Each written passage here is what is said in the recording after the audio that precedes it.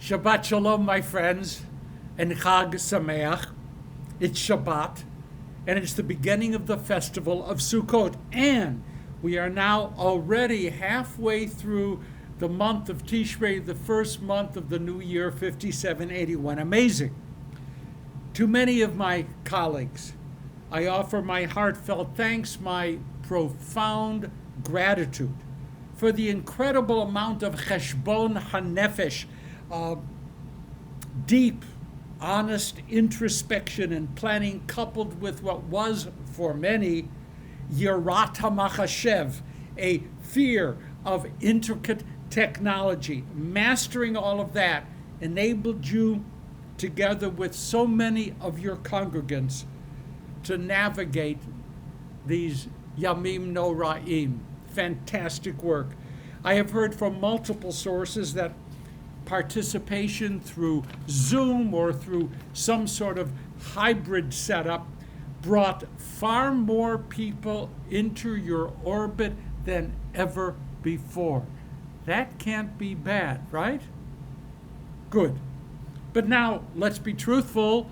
The pressure is easing just a little bit. Some of you will have drive-by Sukkot observances or Simchat Torah celebrations. Some of you have great programs ready to involve young families and to continue. And most of you, together with your leadership, also have a somewhat clearer picture as to what things will probably look like in your Medina, in your community, at least for the next few months. It's Shabbat. It's Yom Tov. So take a deep, calming breath. Definitely in order. That's good. On Thursday morning past, some of us read from the very last Sedra in the Torah.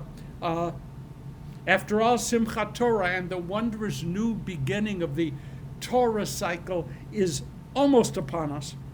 But our special reading for this Shabbat, Shabbat Yom Tov, is from Leviticus 22:26 to 23:44, plus Numbers 29:12 to 16.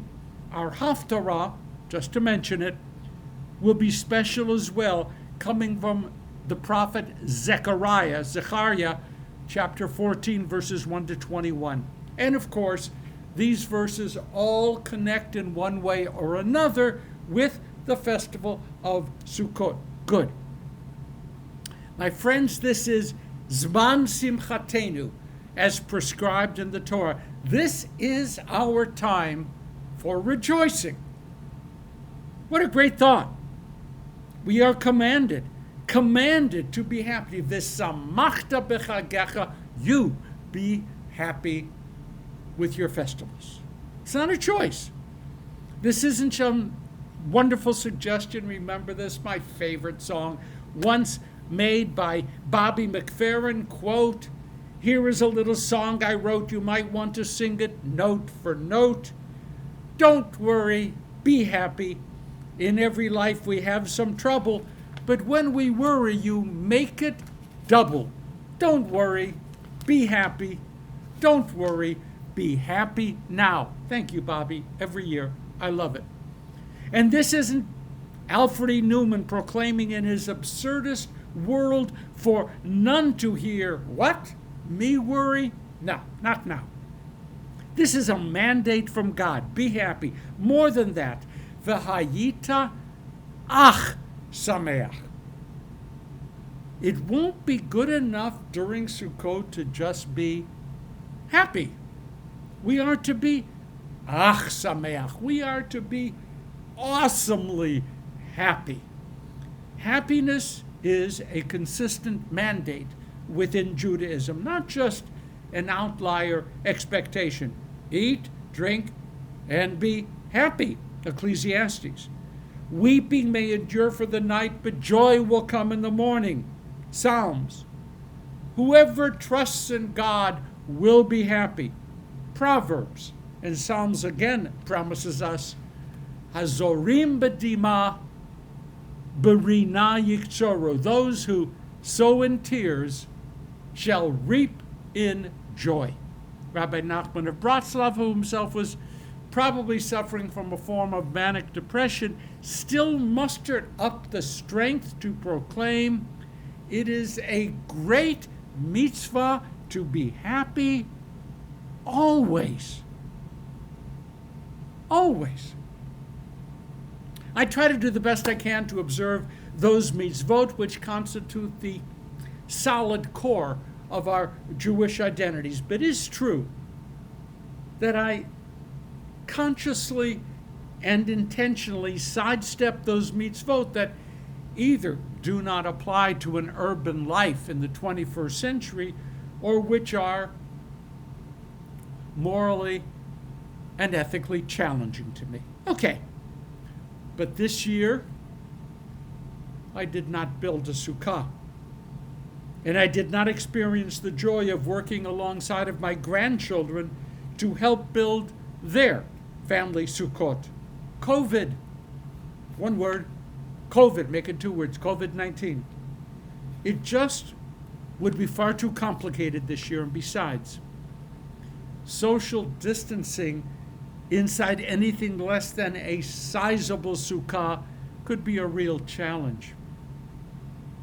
But my lulav and my etrog arrived Friday morning, and I will bless them and wave them as is appropriate, and I will insert the appropriate prayers, and that means that I start praying for abundant rainfall in Israel beginning on Shmini Atzeret at the very end of the festival of Sukkot.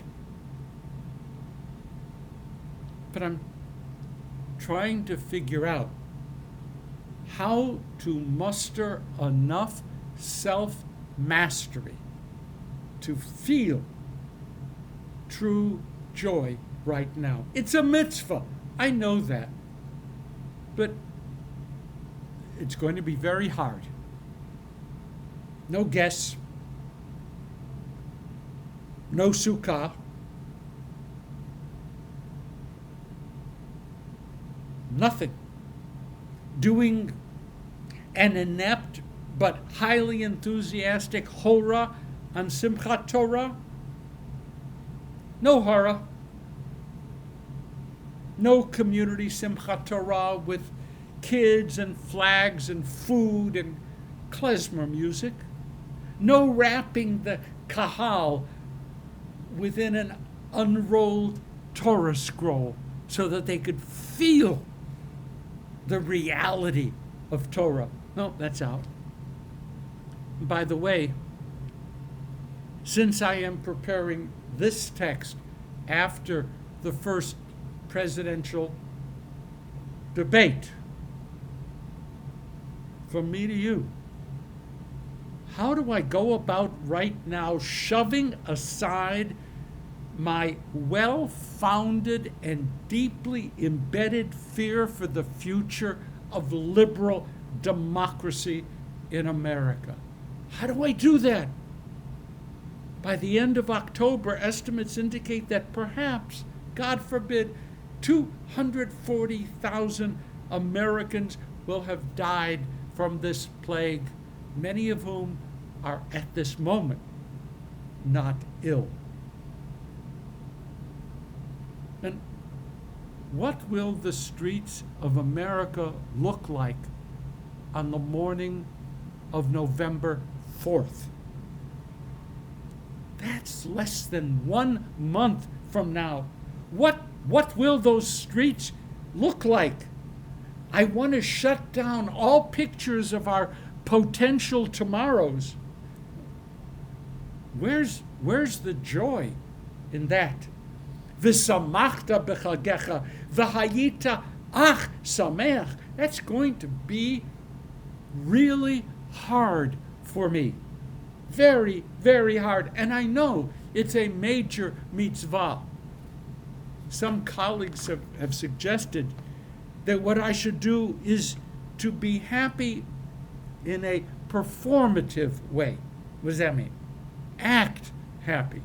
Maybe as I'm waving the lulav and etrog, maybe as I'm singing Torah Tziva Lanu Moshe, I can start to feel happy.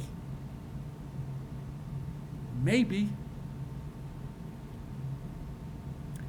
Let me promise you something. I am going to try to observe the Torah's admonition. I really am.